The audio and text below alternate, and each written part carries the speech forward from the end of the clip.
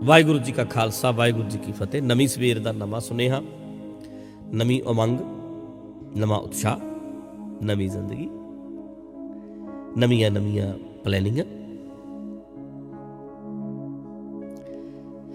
नवीं सवेर के नवे सुनेहे विच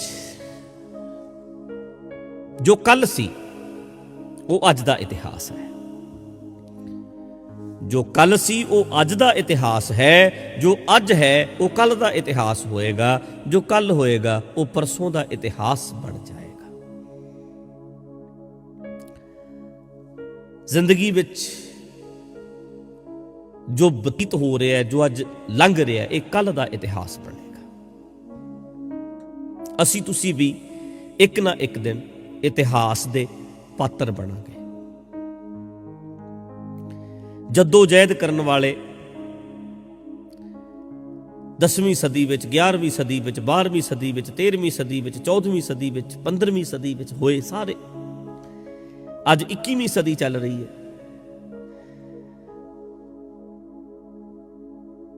इन्हां सदियां दे विच किहड़ा बंदा किस तरह का रोल निभा रहा, ये वेख्या जाना, ये परखिया जाना।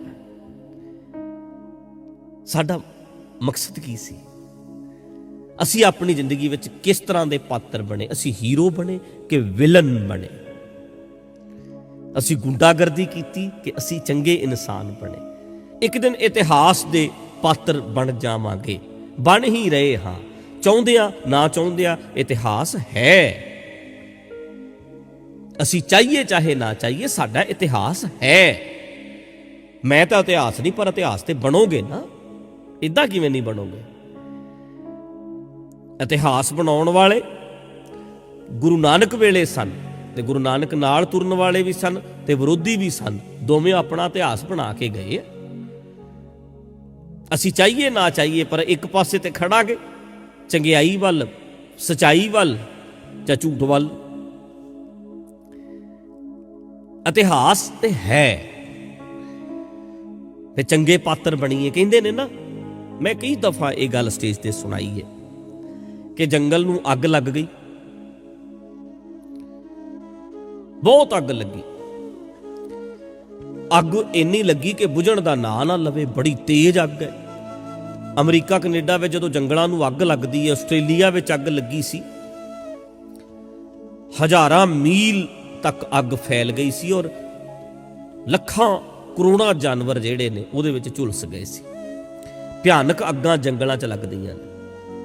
कहंदे जंगल नूं अग लगी, एक चिड़ी चुंझ पानी दी भरदी है ते अग ते पा दिंदी है, पानी दी चुंझ भरदी है, अग ते पा दिंदी है।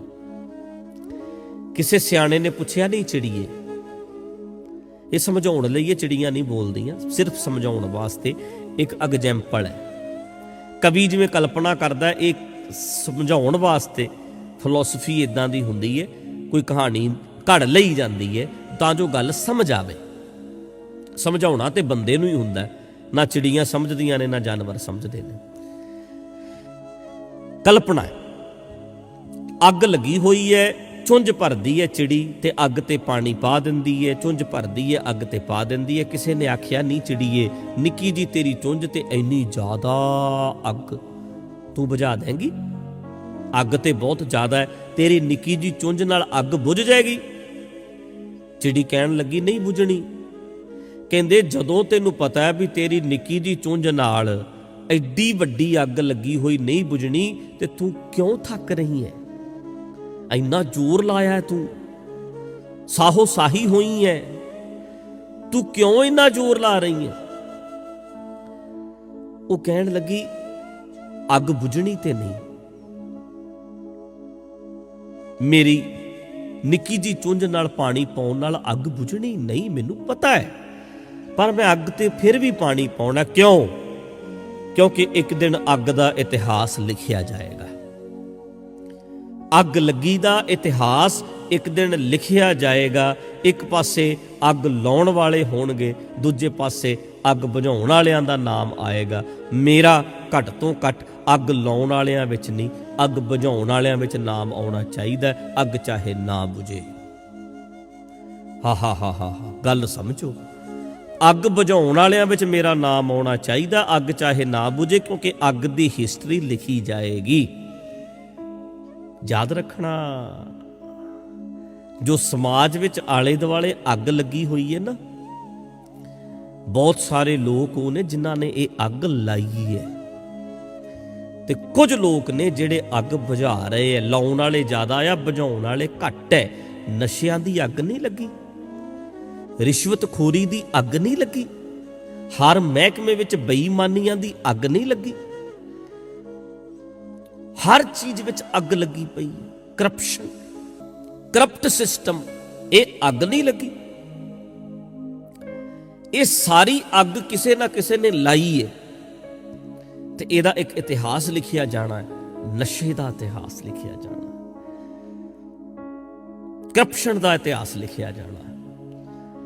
ਉਹਦੇ ਵਿੱਚ ਫਿਰ ਨਾਮ ਆਉਣੇ ਨੇ, ਅੱਗ ਬੁਝਾਉਣ ਵਾਲੇ ਕਿਹੜੇ ਸੀ ਤੇ ਅੱਗ ਲਾਉਣ ਵਾਲੇ ਕਿਹੜੇ ਸੀ, ਨਸ਼ੇ ਵੇਚਣ ਵਾਲੇ ਕਿਹੜੇ ਸੀ, ਨਸ਼ਿਆਂ ਨੂੰ ਪ੍ਰਮੋਟ ਕਰਨ ਵਾਲੇ ਕਿਹੜੇ ਸੀ, ਹਟਾਉਣ ਵਾਲੇ ਕਿਹੜੇ ਸੀ, ਕਿੰਨਾਂ ਦੀ ਸ਼ਹਿ ਤੇ ਵਿਕਦਾ ਸੀ, ਕਿੰਨਾਂ ਦੀਆਂ ਰਾਜ ਵਿੱਚ ਵਿਕਦਾ ਸੀ, ਕਿੰਨਾਂ ਨੇ ਵੇਚਣਾ ਸ਼ੁਰੂ ਕੀਤਾ, ਕਿੰਨਾਂ ਨੇ ਨਹੀਂ ਰੋਕਿਆ, ਸਭ ਦੀ ਹਿਸਟਰੀ ਲਿਖੀ ਜਾਣੀ ਹੈ। ਤੁਹਾਡੇ ਪਿੰਡ ਵਿੱਚ ਸ਼ਰੇਆਮ ਤੁਹਾਨੂੰ ਪਤਾ ਹੁੰਦਾ ਸਰਪੰਚ ਵੇਚਦਾ,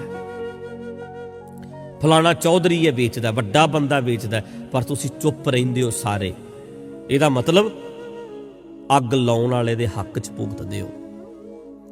ਪਰ ਇੱਕ ਬੰਦਾ ਆਵਾਜ਼ ਉਠਾਉਂਦਾ। ਮੈਂ ਪਰਸੋਂ ਚੌਥੇ ਵੇਖਿਆ ਇੱਕ ਫੇਸਬੁੱਕ ਤੇ ਬੰਦੇ ਇਕੱਠੇ ਹੋ ਕੇ ਗਏ, ਕਹਿੰਦੇ ਓਏ ਪਿੰਡ ਵਾਲੇ ਨੂੰ ਜਾ ਕੇ ਕਹਿੰਦੇ ਤੂੰ ਅੱਗ ਲਾ ਰਿਹਾ, ਨੌਜਵਾਨੀ ਮਰ ਰਹੀ ਹੈ, ਤੂੰ ਚਿੱਟਾ ਵੇਚ ਰਿਹਾ, ਤੁਹਾਨੂੰ ਸ਼ਰਮ ਨਹੀਂ ਆਉਂਦੀ। ਉਹ ਬੰਦੇ ਨੇ ਜਿਹੜੇ ਅੱਗ ਬੁਝਾਉਣ ਦੀ ਕੋਸ਼ਿਸ਼ ਕਰ ਰਹੇ ਹੈ, ਉਹ ਅੱਗ ਜਿਹੜੀ ਲੋਕਾਂ ਦੇ ਸਿਵੇ ਮੱਚ ਰਹੇ, ਕਿਤੇ ਸਾਡੇ ਪੁੱਤਾਂ ਦੇ ਸਿਵੇ ਨਾ ਕੱਲ ਨੂੰ ਮੱਚਣ। ਉਹ ਇਤਿਹਾਸ ਲਿਖ ਰਹੇ ਹੈ। ਇਲੈਕਸ਼ਨ ਹੁੰਦੀ ਹੈ, ਕਿੰਨਾ ਕੁਝ ਹੋ ਰਿਹਾ ਅੱਜ ਦੇ ਸਮੇਂ ਵਿੱਚ, ਇਤਿਹਾਸ ਲਿਖੇ ਜਾਣੇ ਨੇ ਸਾਰਿਆਂ ਦੇ, ਵੇਚਣ ਵਾਲਿਆਂ ਦੇ ਵੀ, ਪ੍ਰਮੋਟ ਕਰਨ ਵਾਲਿਆਂ ਦੇ ਵੀ, ਨਾ ਰੋਕਣ ਵਾਲਿਆਂ ਦੇ ਵੀ, ਤੇ ਰੋਕਣ ਵਾਲਿਆਂ ਦੇ ਵੀ, ਸਭ ਦੇ ਇਤਿਹਾਸ ਲਿਖੇ ਜਾਣੇ ਨੇ। ਤੇ ਇੱਕ ਇੱਕ ਕਦਮ ਬੜਾ ਸੋਚ ਸਮਝ ਕੇ ਰੱਖਿਓ, ਹਰ ਚੀਜ਼ ਨੂੰ ਬੜੇ ਗਹਿਰੇ ਤਲ ਤੇ ਵਿਚਾਰ ਲਿਓ। ਵੀਰੋ, ਭਰਾਵੋ, ਭੈਣੋ, ਹਿਸਟਰੀ ਦਾ ਹਿੱਸਾ ਤੇ ਬਣੋਗੇ, ਚਾਹੋ ਚਾਹੇ ਨਾ ਚਾਹੋ, ਮੰਨੋ ਚਾਹੇ ਨਾ ਮੰਨੋ, ਪਰ ਤੁਸੀਂ ਸਭ ਇਤਿਹਾਸ ਬਣੋਗੇ। ਕਿਸ ਤਰ੍ਹਾਂ ਦਾ ਇਤਿਹਾਸ ਬਣਾਉਣਾ ਤੁਸੀਂ? ਮੈਂ ਗੱਲ ਕੀਤੀ ਹੈ ਅੱਗੇ ਵੀ, ਮੈਂ ਬਾਬਿਆਂ 'ਚ ਕਿੰਨੇ ਸਾਲ ਪ੍ਰਚਾਰ ਕੀਤਾ, ਜੋ ਗੱਪ ਕਹਾਣੀਆਂ ਚੱਲਦੀਆਂ ਸੀ ਉਹੀ ਸੁਣਾਇਆ, ਜੋ ਸੁਣਨਾ ਸੁਣਾ ਦੇਣਾ, ਪੜ੍ਹਨਾ ਸੁਣਾ ਦੇਣਾ।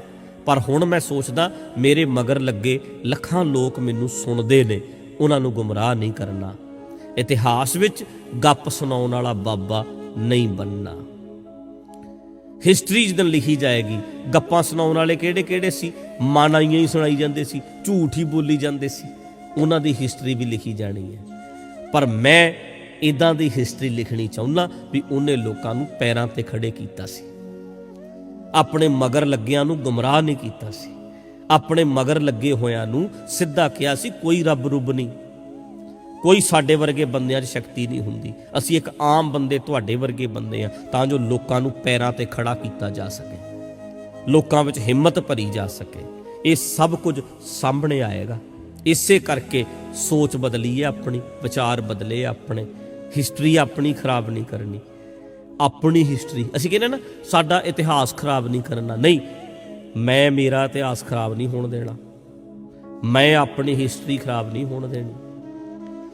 ਪਹਿਲਾਂ ਵਾਲਾ ਟਾਈਮ ਨਹੀਂ ਰਿਹਾ, ਪਹਿਲਾਂ ਤਾਂ ਗੱਪ ਕਹਾਣੀਆਂ ਵੀ ਚੱਲ ਜਾਂਦੀਆਂ ਸੀ, ਪਰ ਹੁਣ ਨਹੀਂ ਹੋਣਾ ਇਦਾਂ ਦਾ। ਹਿਸਟਰੀ ਆਪਣੀ ਸਹੀ ਕਰਨੀ ਪੈਣੀ, ਆਪਣਾ ਇਤਿਹਾਸ ਆਪ ਲਿਖਦੇ ਹਾਂ ਅਸੀਂ ਹਮੇਸ਼ਾ, ਤੇ ਇਤਿਹਾਸ ਆਪਣਾ ਸਹੀ ਲਿਖਿਓ, ਗਲਤੀ ਨਾ ਕਰ ਬੈਠਿਓ।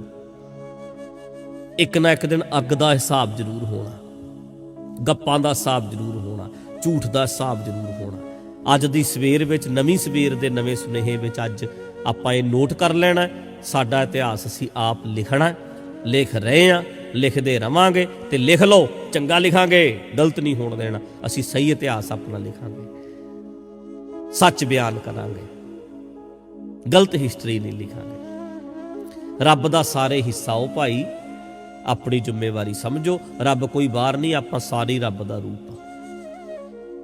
ਕੁਦਰਤ ਦੀ ਇੱਕ ਅੰਸ਼ ਆ, ਕੁਦਰਤ ਚੋਂ ਨਿਕਲਿਆ, ਕੁਦਰਤ ਵਿੱਚ ਜੀ ਰਹੇ ਆ, ਕੁਦਰਤ 'ਚ ਸਾਹ ਲੈ ਰਹੇ ਆ ਤੇ ਕੁਦਰਤ ਦੇ ਵਿੱਚ ਹੀ ਇੱਕ ਦਿਨ ਸਮਾ ਜਾਵਾਂਗੇ। ਅਸੀਂ ਇਹਦਾ ਹੀ ਰੂਪ ਸੀ ਬਸ। ਤੇ ਆਪਣੇ ਫਰਜ਼ ਪਛਾਣੋ, ਆਪਣੀਆਂ ਜ਼ਿੰਮੇਵਾਰੀਆਂ ਸਮਝੋ। ਇਹੋ ਹੀ ਸਾਡਾ ਧਰਮ ਹੈ। ਵਾਹਿਗੁਰੂ ਜੀ ਕਾ ਖਾਲਸਾ।